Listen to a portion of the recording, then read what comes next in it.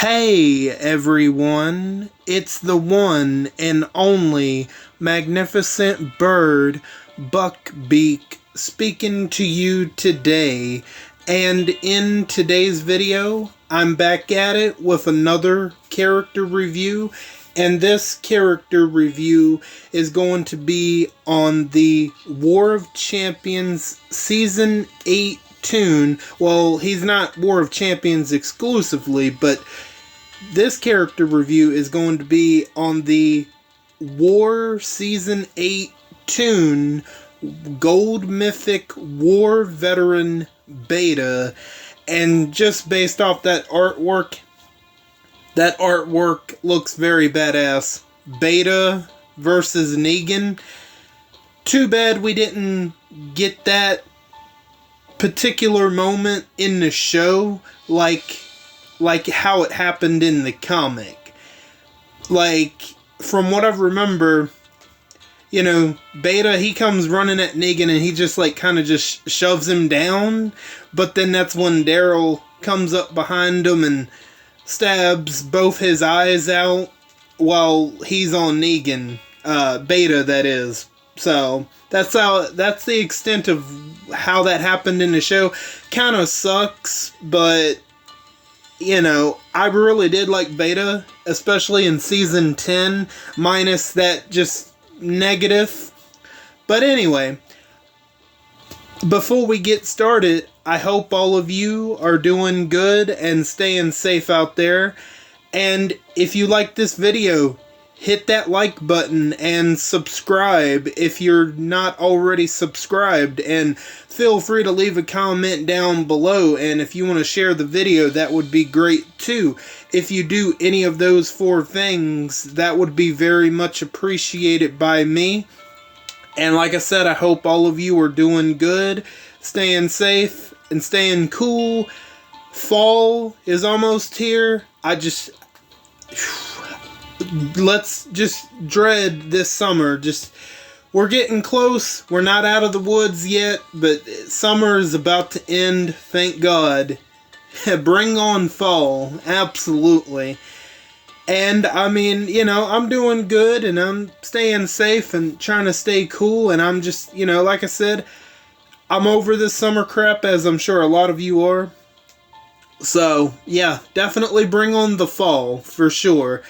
But enough of me just babbling on and on and on. Let's go ahead and get into this character review, shall we? War Veteran Beta, Whisperers. His trait is fast. His role is a support toon. And his allegiance is a member of the Whisperers, obviously. And let's take a look at his stats. His attack stat is 50,477 is his attack stat. His defensive stat is 16,825. And his HP is 26,173. Now let's take a look at his adrenaline rush. Strength in numbers. The recharge rate is 55 AP, so a little bit faster than most gold mythics. Make a critical attack against an enemy for 300% damage, plus 1 attack for each other living teammate. This fighter gets 10% AP for each living teammate. So, okay, so he's doing critical attacks against the enemy, that's going to be really good. Plus, you know, he's going to be doing that critical attack against an enemy for 300% damage, plus 1 attack for each other living teammate. So if he has his adrenaline rush go off and all 5 teammates are living, that's going to be 4 extra attacks. That's going to be really nice. So, plus he's going to be getting 10% AP for each living teammate. So, along with potentially 5 attacks, he's going to be getting 50 AP. That's going to be quite nice. I mean, is he going to be the most amazing toon ever? No, but I think so far, it seems like he is definitely better than the last couple of War Veteran Gold Mythics, for sure. I feel like, I don't know, just the last couple ones just didn't really pique my interest all that much. Although I did get Rosita, and it's not because she's useful. If you've been watching me long enough, you'll know why I got her. I like Rosita, okay? You can call me a Rosita simp if you want to. I don't care. Hey, it is what it is. But anyway, as far as usefulness, War Veteran Beta, I think he's actually going to be quite useful.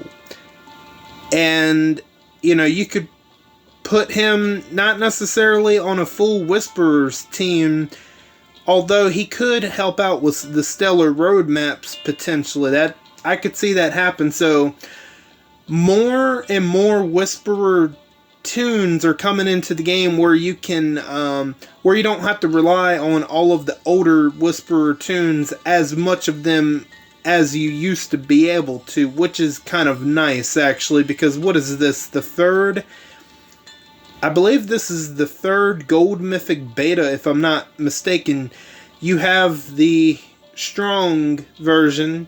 You have another fast version, which is in the Faction Assault store. Now, this version, which this potentially, I don't know, all 3 betas are not, there's positives about each of them.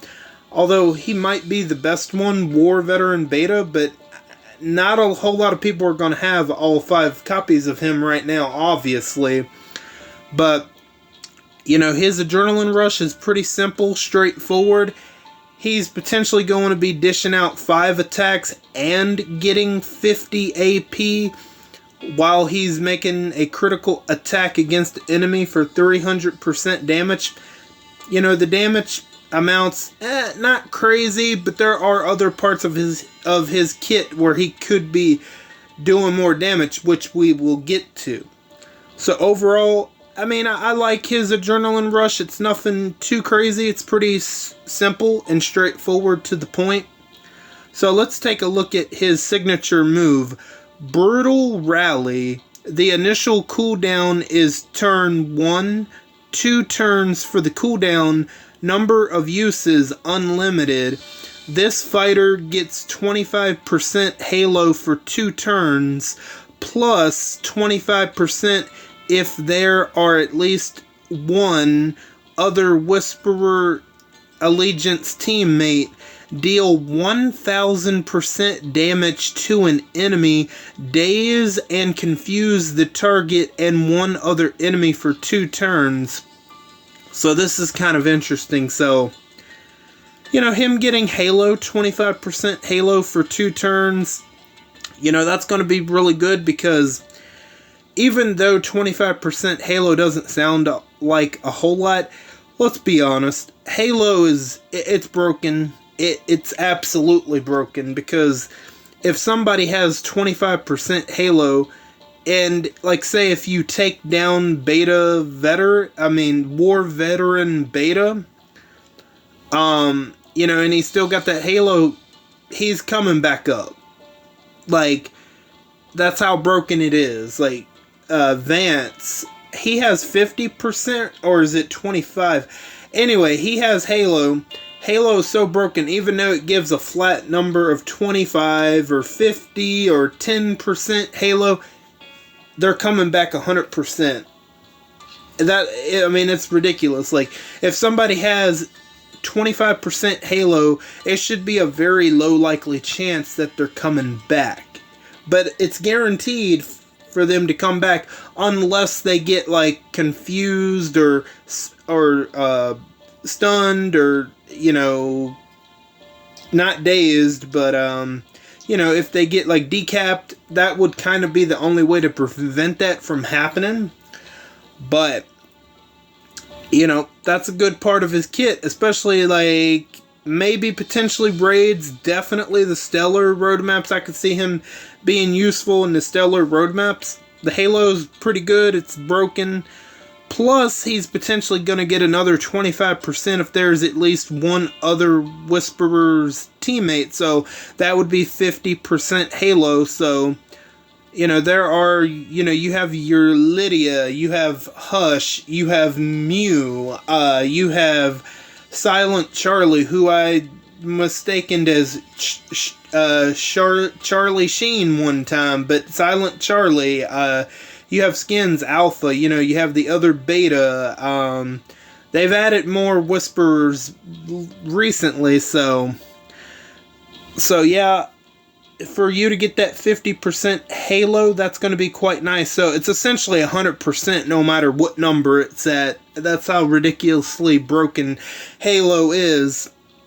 Now, he's going to deal 1,000% damage to an enemy, daze and confuse the target and one other enemy. So him doing 1,000% damage, that's actually quite nice. That's actually significantly more than his Adrenaline Rush.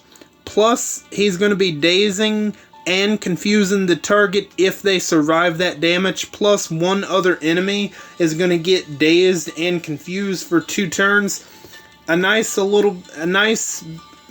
nice control there, or support, I guess. Now that would be some nice. That's going to be some nice control there to daze a particular target. Say if you wanted to daze Nor, or I don't know, Mackenzie, or like just any really difficult tune that you're having a really annoying defensive tune. I'm just, you know, it's going to be nice to daze Mackenzie because she gives out burn. And how about Akira?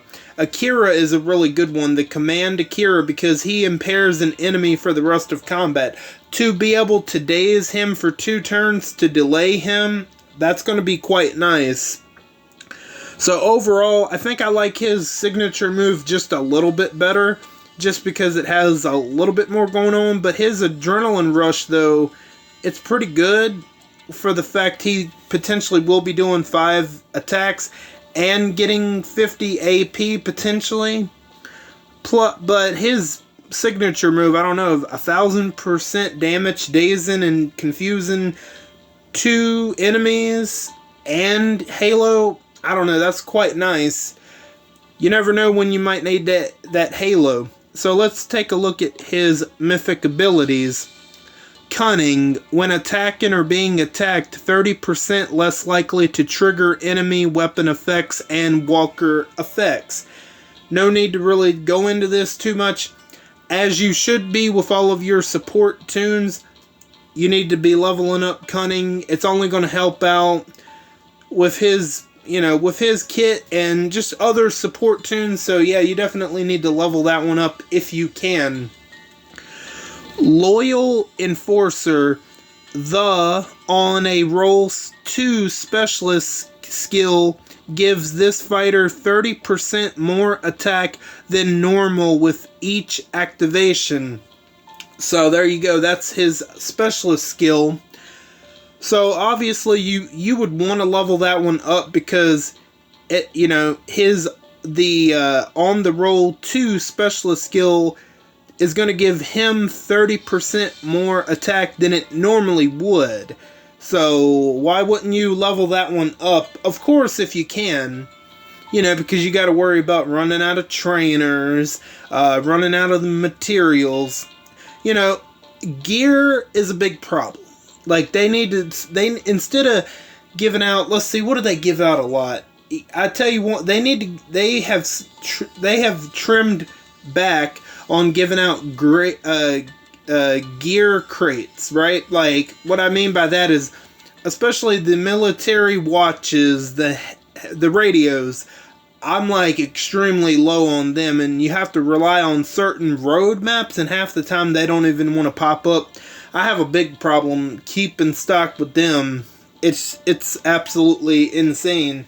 But I don't know if anybody else has that problem, but that's something that they need to incorporate into their rewards.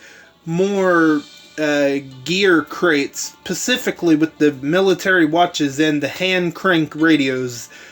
Those are like, that's a big problem to keep up with. I mean, they just don't give them out anymore like they used to, which is, it sucks. It's a shame. But anyway, why you wouldn't level up Loyal Enforcer is beyond me. It's going to be really good. It's going to really help with his specialist skill even more, and giving Beta even more attack than he would normally receive.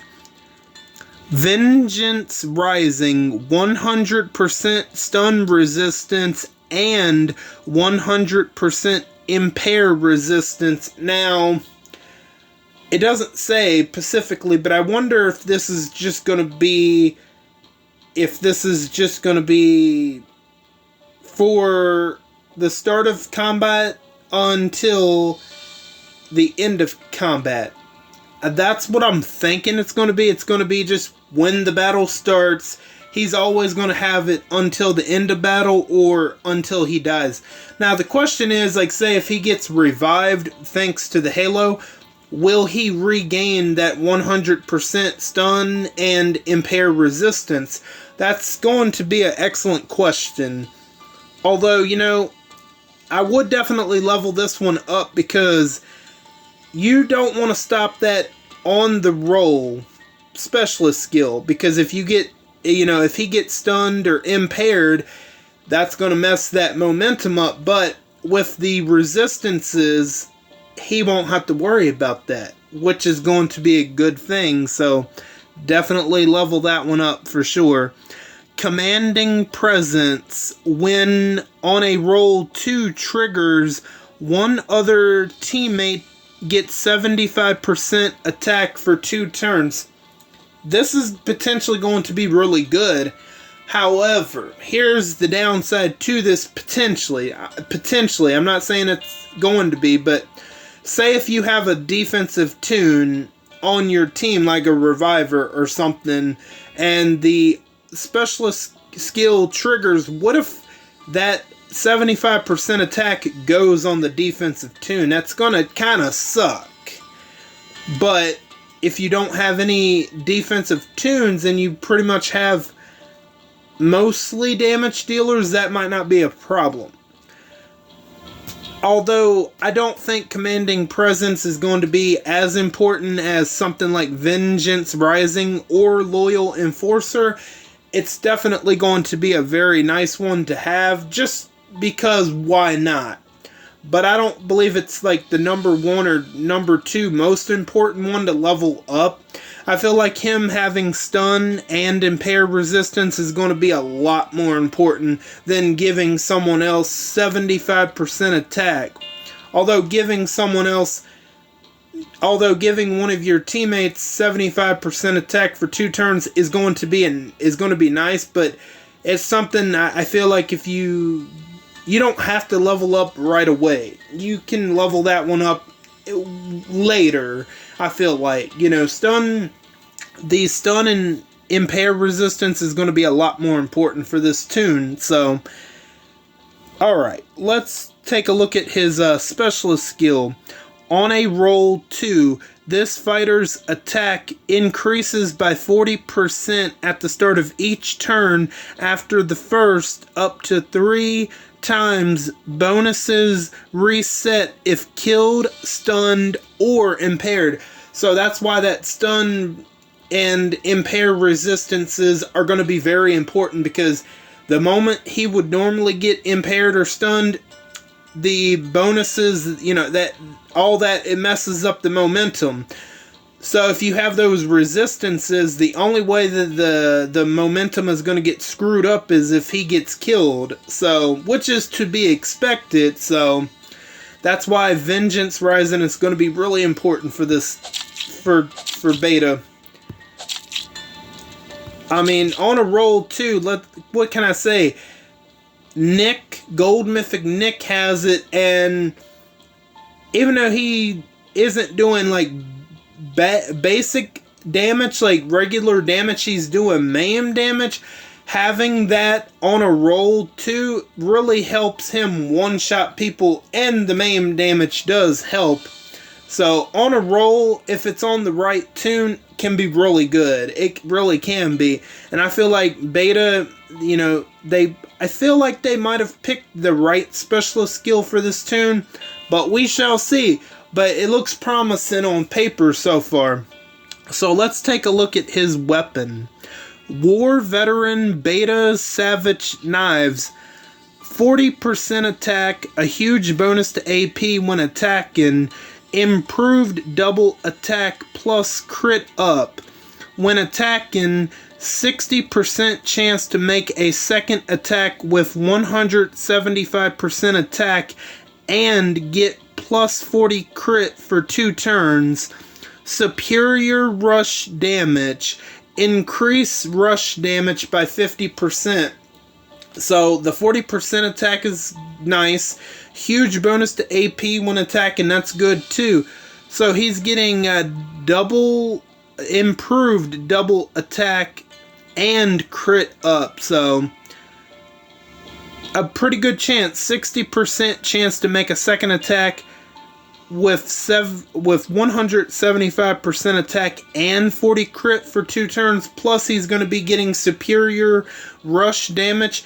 Increase rush damage by 50%. So I would say, normally, I would say maybe take off that 4th slot and try for 1535. However, I might keep that. I probably would keep that superior rush damage on him, only because his rush damage, you know, it's going to do more rush damage than it normally would. Plus, superior rush damage is not craftable. So honestly, I would just go for 55% attack, and there you go. Call it a day. 55% attack or close to that, and call it a day. I just gotta say, I love the design of his knife. His knives, how they're like kind of curved as it goes upward, which I think that's really cool. And like I said, you know, I really liked Beta in the TV show, especially in season 10.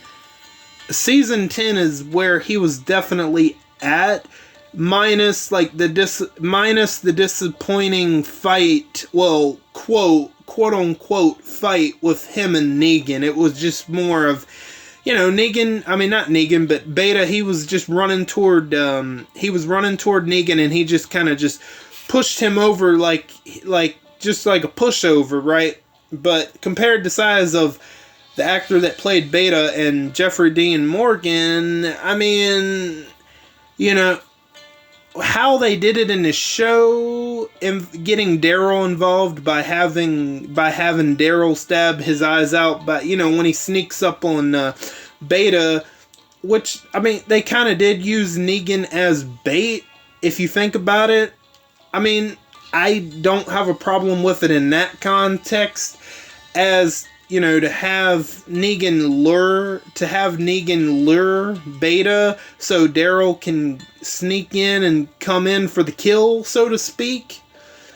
But I get it. For those that have read the comics, hey, I understand your disappointment. I get it. But, like, Jeffrey Dean Morgan, he's not, as far as his build, he's not really that muscular like the comic version of Negan is. So, I mean, I'm not saying that I prefer what they did in the show as far as that quote-unquote fight, but I get why they did it, just because of Jeffrey Dean Morgan's, you know, his build is just more skinny, you know, which, I mean, that it, you know, it is what it is, but anyway, I like the design of Beta. You know, it looks pretty much like what he would normally, well, not exactly what he would normally wear, but it's not too far off, except he doesn't have a shoulder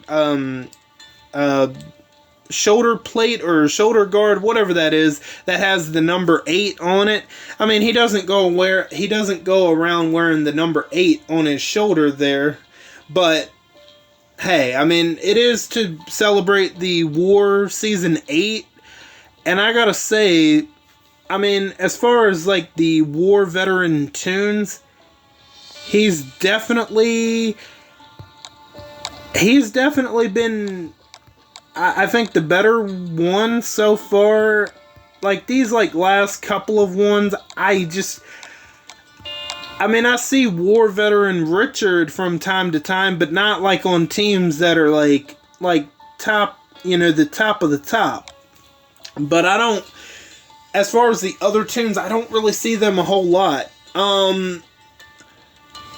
What are your thoughts on Gold Mythic War Veteran Beta? Are you going to be going for him when you can get all 5 copies, or are you just going to get him 1 copy at a time? I probably will be getting him. I'm probably just going to wait. I mean, I know I have enough for 1 copy now. Well, let me check. Yeah, okay, I have enough for 1 copy right now, but I pretty much, other than beta, I think I have to get 1 more copy of Richard, but honestly, I think I'd rather aim for beta. Because I could see myself using beta more so than I ever would Richard.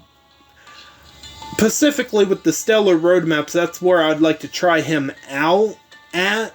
So, would I bring him into raids? No, probably not, because I have that Lone Wolves team that I really like. But, yeah. So, yeah, let me know what your thoughts are on War Veteran Beta. And let me know if you're going to get him or just skip him altogether. And that's all I got for you guys for today. I want to thank each and every one of you for your continued support and for stopping by. And, I gotta... Why I'm not saying my outro is because my dog, Coco, she loves to eat paper. Notebook paper, tissue paper, doesn't matter. She must have snuck up here when I wasn't looking, and she probably ate my outro. Great. So, I gotta rewrite that. So, like I said, I just want to thank each and every one of you for stopping by and for your continued support. And, again, I just thank each and every one of you for your, for no matter how long or how little you watch the videos. And I am Buck Beak, and I'm gonna go fly away back to my nest. Until next time, bye guys.